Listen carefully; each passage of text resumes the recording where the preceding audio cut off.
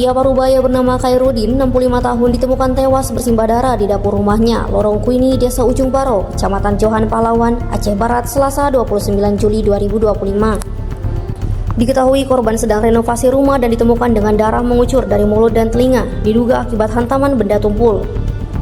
Polisi nyatakan ada indikasi kuat korban merupakan korban penganiayaan berat yang mengarah pada pembunuhan.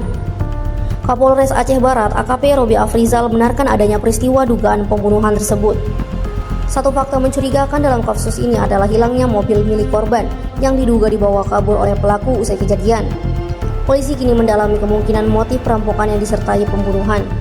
Jenazah korban kini berada di RSUD Cutnyadien Muloba untuk diotopsi. Hasil forensik diharapkan menjadi kunci pengungkapan waktu penyebab kematian. Polisi imbau masyarakat untuk lapor jika melihat mobil korban atau aktivitas mencurigakan di sekitar lokasi. Download Tribun X sekarang, menghadirkan lokal menjadi Indonesia.